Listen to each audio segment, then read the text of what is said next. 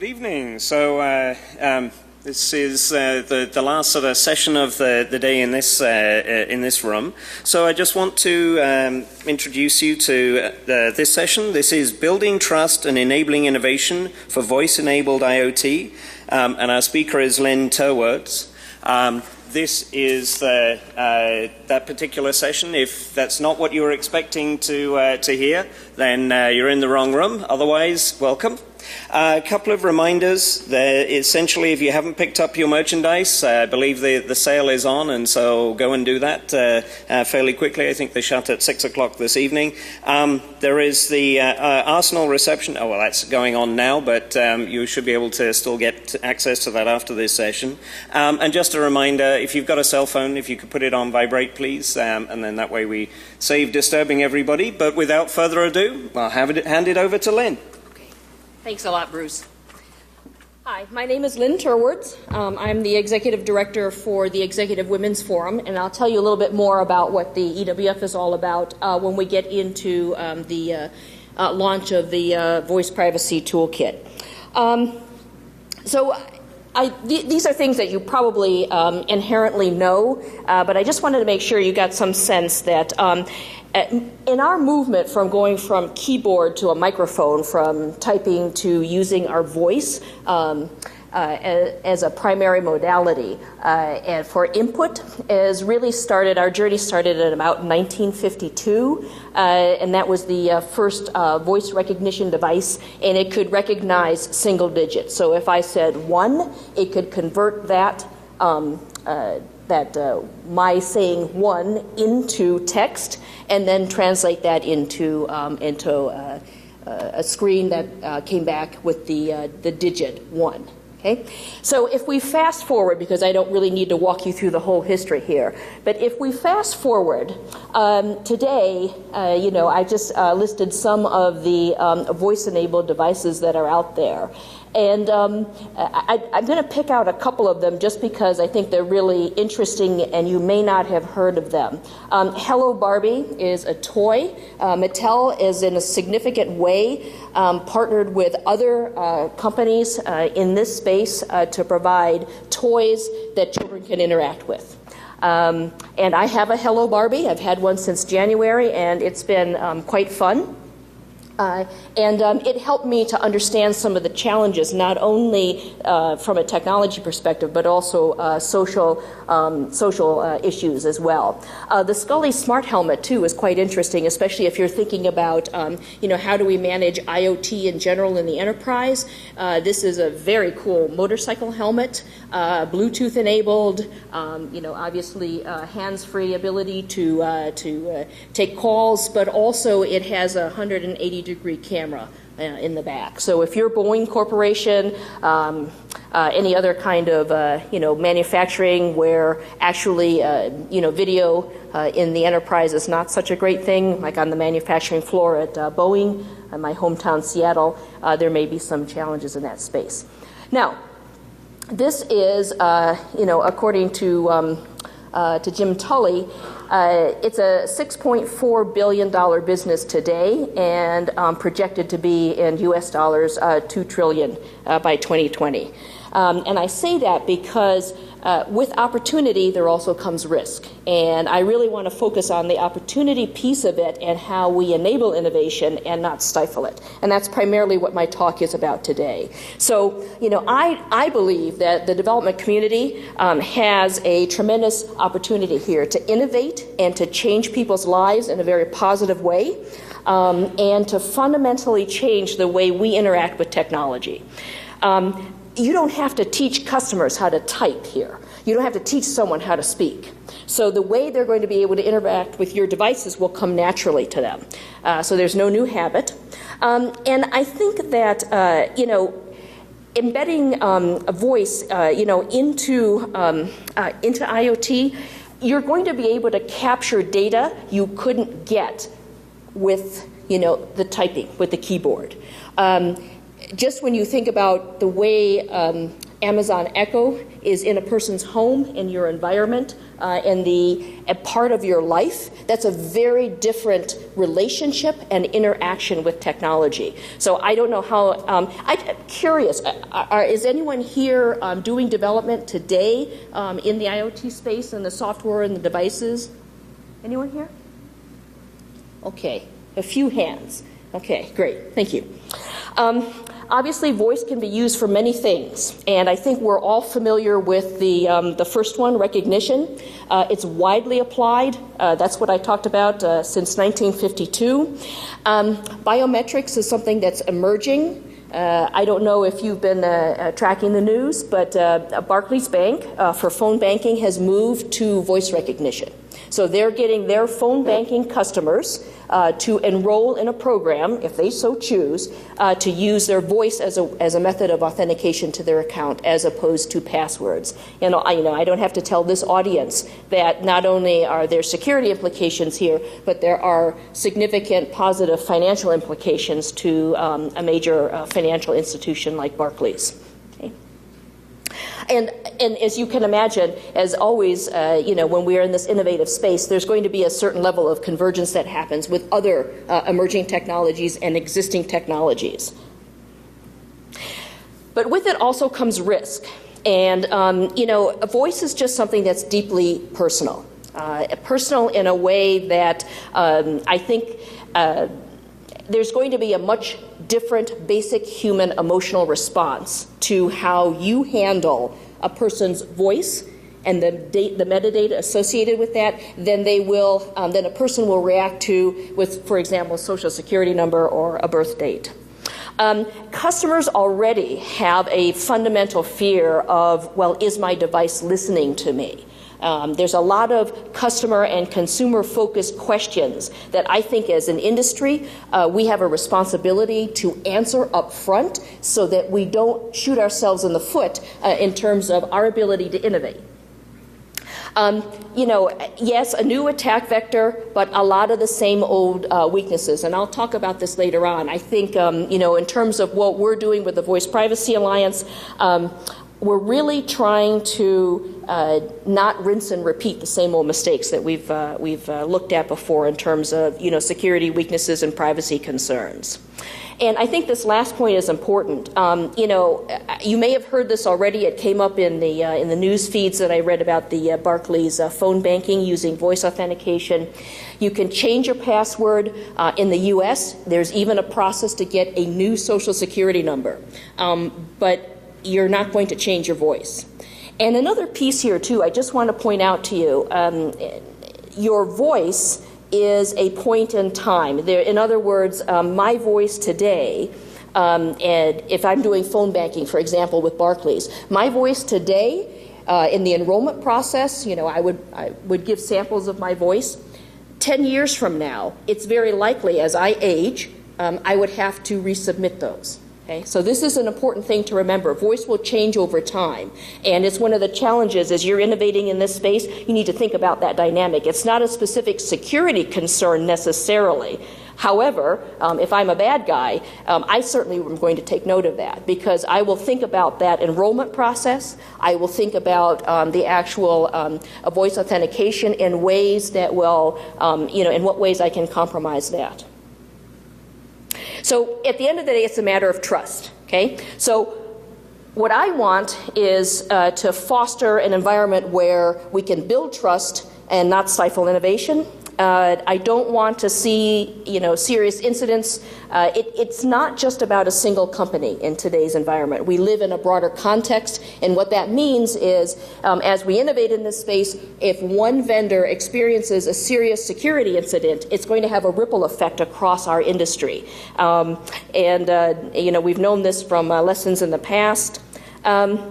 But we also know that a lot of the security and privacy concerns from the past, we carry that baggage with us today. And I don't want to rehash previous, security guidance, especially developer security guidance in this talk.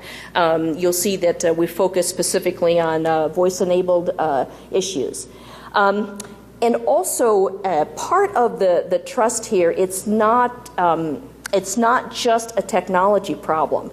I think it's very important to think about customers and ways that you can educate them.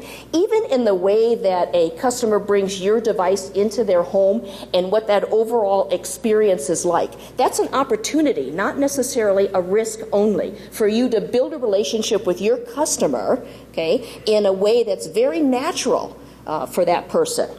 So educate them. And we also have to educate the press, because a lot of the headlines that I see is, oh, you know, your devices are listening to you and terrible things might happen. So we've got to get out of that the sky is falling mode, because fear is not a sustainable emotion. It's not something that will carry us forward. It's not a way to help us innovate. And we've got to get rid of that fear, uncertainty, and doubt. What we've done is, so the Executive Women's Forum is the largest member organization for women in cybersecurity, privacy, and risk management. And 2 years ago, one of our members, Kelly Fitzsimmons, said, hey, she talked to us about there will be issues around voice and voice privacy and voice enabled devices and security concerns that people will have. And I think that in this group you have an opportunity to show leadership and to do some innovative things in this space. So if you fast forward, at RSA, we launched the Voice Privacy Alliance, which is an industry group supported by the Executive Women's Forum. However, it's open to men and women. And the idea here is to provide thought leadership, to really foster and help people innovate, and obviously save time and money, and to provide tangible deliverables. So one of the tangible deliverables is what I'm talking about today, and that is a toolkit for developers. But we also have some folks in the legal space that are trying to get ahead of what we will know are legal issues around this, and consumer education. So our Twitter handle is @voiceprivacy, and you can email us directly, voiceprivacy@ewf-usa.com. So let me tell you a little bit about the toolkit. Today it stands at 41 Agile security stories. I chose that because what I liked about it is it begins with a customer point of view. So it highlights a customer concern, and then it talks about, for the developer, the specific controls that he or she should or could look at. It can be adapted for any development methodology. It really doesn't matter. It focuses specifically on voice-enabled IoT. I did not want to rehash other security guidance that you've received from, SANS, OWASP, and so on. And it is meant. The idea here is you're looking to innovate in this space. You're a developer, maybe you're a product manager, maybe you're a frontline developer, tester, UI, whatever you're doing, UX, whatever you're doing.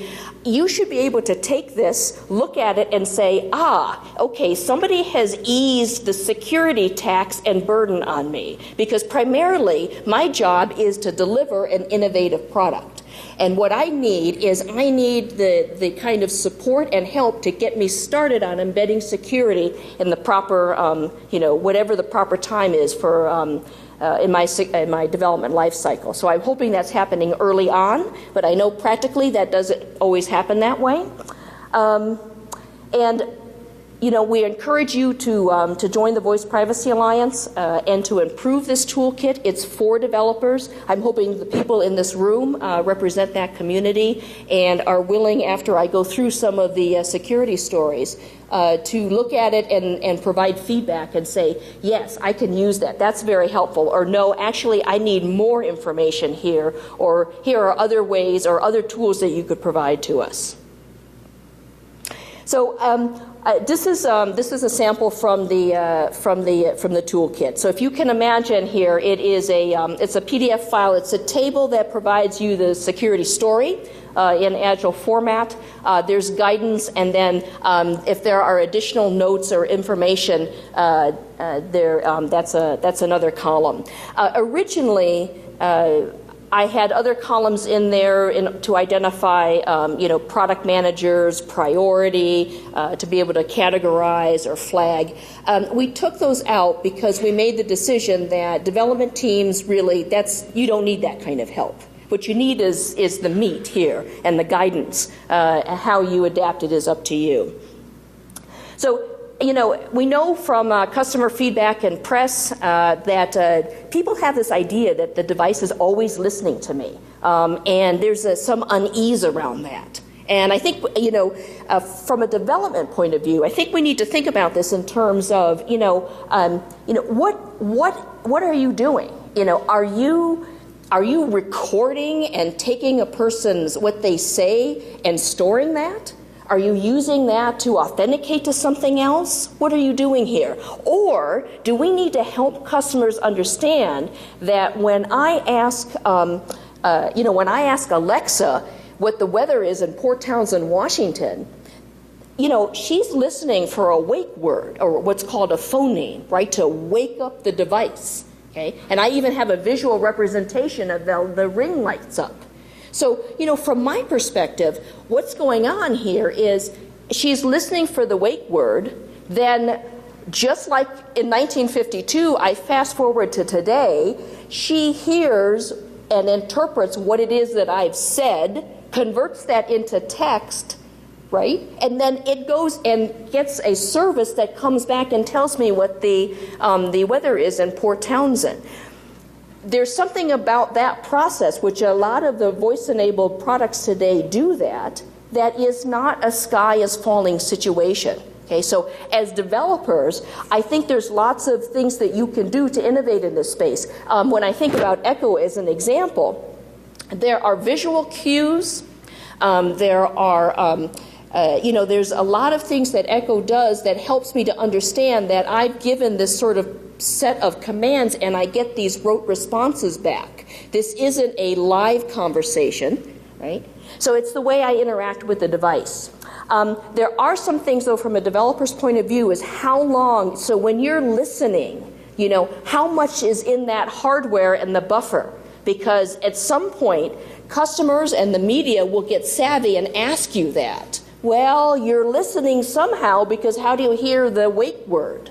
Okay. We need to be ready to be transparent and let someone know that, there's a 30-second window of listening and that I take that information and then that actually gets flushed out after I've gotten my weather information. If that is your scenario, there are ways for you to be able to communicate that to the customer and to think about that when you're designing the product. So I want to go on to some of these other ones here. We'll have time for questions. Customers fear that what they say is going to live forever somewhere, right, in the cloud and somewhere out there. It's just going to be forever. And if I say the wrong things, how do I take it back? There's a whole bunch of very basic human fears around this. And I think that I think that we have an opportunity here to be able to let customers know about how we capture, how we store, and when we get rid of their data. And if we are in a voice recognition situation, we also have the ability to let them know in regular customer terms, there's a time to live for all of this, and it's very short. So that whatever that outburst you had, that's not being recorded because that's not how my product works. Okay? So here's the piece too. That's the Hello Barbie. This was a concern for me. It's a conversation that I had actually with their CISO.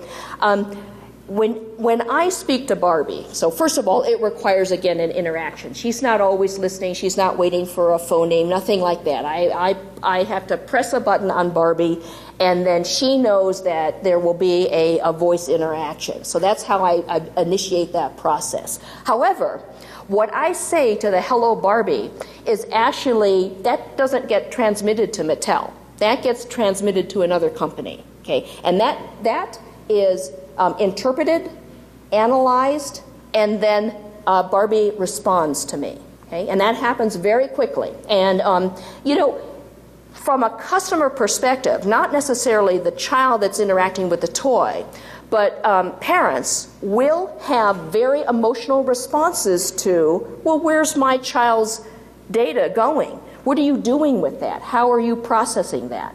And so here, it's just like other third-party management. You know, as developers, you know that you need to think about, if I'm transmitting that data to a third party, you know, end to end, what does that look like, right? There's a lot of scenarios in this space, but there's also this question of trust boundaries, which I know, you know, we've all heard of, we've all worked with before. We have to think about it in this context. So there's an interaction with a minor, really, right, with your device. Maybe it's Hello Barbie, it's another toy, and then that information then is being transmitted to a third party. You know, make sure that, you know, you understand the trust boundaries, you understand, you know, if that data needs to be encrypted in transit, if that data rests somewhere and is stored for a certain amount of time and analyzed, is that associated with that device? In the enrollment process, you know, how much do you know about the child, the consenting adult that set up, you know, in the beginning in the process of setting up Hello Barbie? There's a lot of, you know, it's so often in scenario-focused engineering, you think about it as the story, right? And I think that a lot of voice-enabled IoT is very is fit for that. You have to think about the story end to end, how you know, initiate you know, an interaction, and what happens all the way to the end, and including through to the response, and then what happens to not only the data but also the metadata. You know, especially around voice, it's very very important to think about these things. You know. Can my voice-enabled device just respond to me? As wearables become more and more prolific, people will start asking this question because it'll occur to them that they're wearing a device that lives and breathes not only with them, but's taken to public spaces where, you know, is it possible, like with Echo, it's designed to respond to a phoning. It doesn't matter. Echo doesn't know if it's me or someone else that's come into my home. Okay. Is that what you are designing into your product? Or is there a one-to-one relationship? And if so, how do you plan to establish that? So these are the types of things when you think about it, especially in threat modeling. You know, this is a good exercise, you know, and thought for that. You know, you've got to ask yourselves, you know, am I recording people, you know, by happenstance? Is it just happening? And do I want it to? And what are the implications of that? I think that I'm trying to think about how we were at SciNet recently in New York. One of the questions, too, was if I bring my voice-enabled device into work and into a business context, you know, what are the implications of managing that device, too, as well? So, in other words, with dynamic conversations and the ability to record, are there implications there from an enterprise perspective? So, customers are always going to know whether or not you are keeping up with current threats. I would say that I would hope that you would assume, as you're developing these products, that you know that inherently home networks are likely going to be insecure. And that means that your posture is you need to plan, design, and develop accordingly. You know, I think that customers are getting a better experience with their wireless networks in terms of guidance, but a lot of the guidance in here, too, is from a development perspective, how much of the security and privacy settings do you want to have control over out of the box? In other words, maybe you're going to set a certain standard that is appropriate for your product, and you're going to give customers options to be able to roll back on certain security and privacy settings. But one of the things I would really encourage you to think about is making, especially with voice-enabled IoT, is to make that secure out of the box in a way that is appropriate for your product and for your company and for your brand. The lost and stolen device here, I mean, you know, this idea. If I have physical access, you know, I own this. Okay? I think with voice-enabled devices, physical access, and especially with wearables, you're going to get a lot more use cases where devices are lost, stolen, misplaced. Again, this is a place where customers can have a lot of trust and confidence in you, or they can really look at your product and think, you were never thinking about, how could you imagine that something that I would wear or hold wouldn't be easily lost or even potentially stolen. So, physical security, considerations here I think are very important. We're back at the OSI model. You just got to walk from the bottom of that stack all the way to the top and think about all the considerations from looking through the voice-enabled lens. So, communicating with customers. I think it's very important if your device communicates with the customer. How will your customer know if it's your device and not an interloper or someone else? This is about the communication channel, this is really about how you authenticate not only people necessarily to a device, but also how devices authenticate to one another. This is a broader IoT I think, consideration, but I bring it into this conversation because, people will say, well, will the device respond to somebody else besides me? Can it start talking to other devices when I don't want it to? And we're back again to the same old of understanding trust boundaries, understanding how we identify people and the devices and how we authenticate. And a lot of this is, I bring up several times here is transport layer security, because it is one of the ways for you, to take sensitive data and to protect it in transit. And understand, too, with the size of the devices, I had one of my reviewers with the Denim Group, we had a good conversation around this. There is a tax and management issue, too, with, encryption on the device. And it's just the same, it's the same old, too, with, if you're going to listen for a phone name and you have to buffer, there's a certain hardware and memory tax you're going to pay in order to capture that. So there's a lot of things you're going to balance here. It's not totally out of what you're used to, but I think there's additional, when I think about, what would be the checklist, if you will, of considerations that I need to think through as I, talk about and design my product. I think you're bringing all these things into that discussion, and I hope that that the sample here that I've given you gives you an idea of what that looks like and some of the considerations. So some thoughts here. Let's not repeat the same old mistakes. I've been in this business for over 20 years. I spent 10 years at Microsoft. I spent 2 years at Barclays Bank in London. I worked for Oracle in their Health Sciences Global Business Unit. Again, in this time, I feel that there's been a lot of rinse and repeat. And I think one of the, in putting this together, I think one of my primary drivers is to avoid that and to lessen the tax on the developers, because this is where the rubber meets the road, in my opinion. Okay? And you can let me know whether or not this is something that is useful to you. I want you, obviously, to embed security early in the development life cycle, but I want you to know that I truly believe this is going to save you churn and time.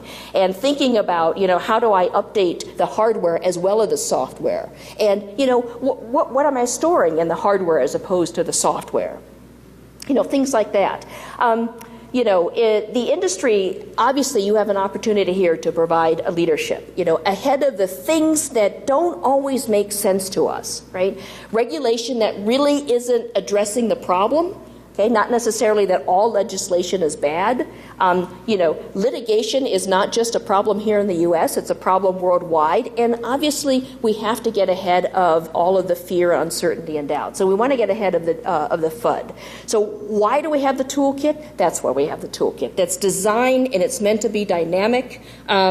I'm looking for feedback from you, not only participation in helping make this toolkit better, but also some real feedback that says, you know what, you're right. In my development group, you're not trying to tell me what to do, but I'm getting what I would consider to be some of the guardrails or the rules of the road that help guide us in the development process so that we get ahead of potential issues as opposed to have to do cleanup on the back end. And, all the normal things, right? You need to have a response process. Somebody, maybe it's your product manager. You have to have focals in other parts of the company that worry about the regulatory stuff, the legal stuff, the compliance, and all of that. I tried to keep all of that out of the toolkit because it's just layers of tax when there are other people in your organization that really can probably, lend, expertise in areas that's their day job. Right? Okay. So, I appreciate, your stamina in being here, but I also really encourage if there are questions, comments, observations. I wanted to flip real quickly to where this is located. So this lives, let's see here. Oops, it doesn't want to go there. All right, maybe I'll go back here. So this lives at www.ewf-usa.com/voice privacy. If you follow us on Twitter, I will tweet these out. We've had a number of reviewers. I want to continue the review process in the January-February time frame.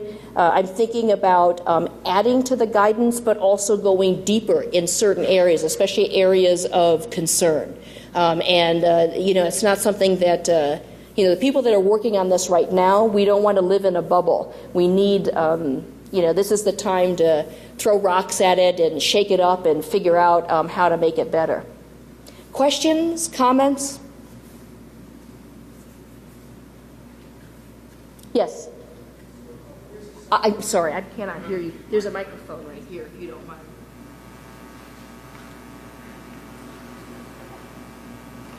Hello? So voice is something that can easily be mimicked. So could that actually ever be a mechanism for something around authentication? And have you done any research around that?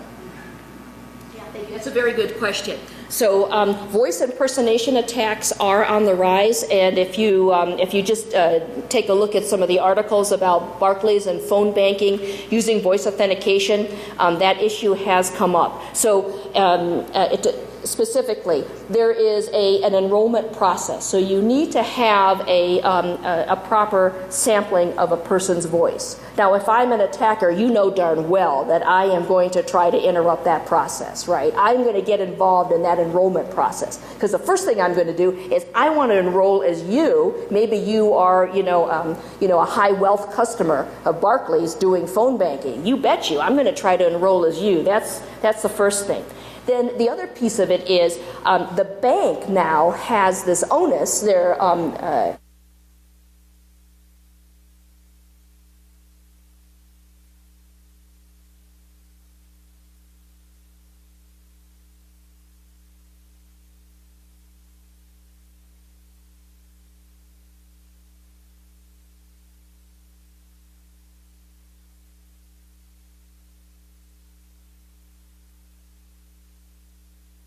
Involved in the fidelity of, is it Lynn or is it somebody else? And that's about acoustics, it's about environment. Do I have a cold?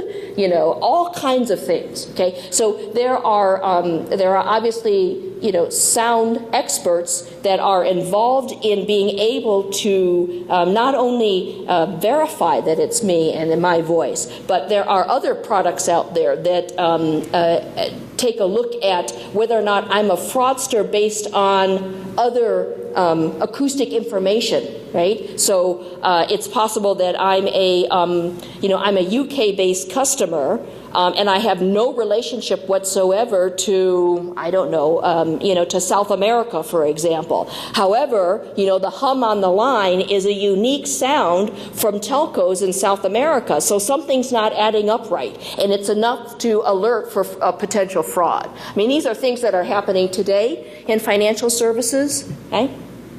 Does that give some insight into? Okay.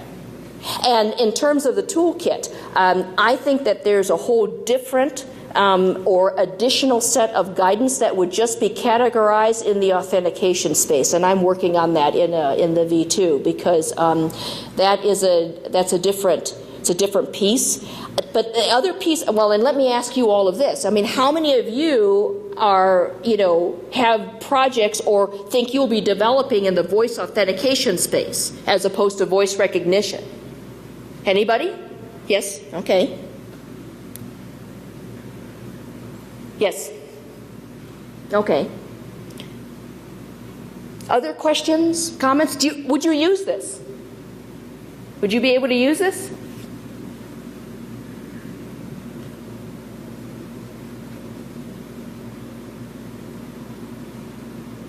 So we're not telling you what to do, but giving you the guidance around it and some of the issues, the security issues. Okay. All right. Thanks.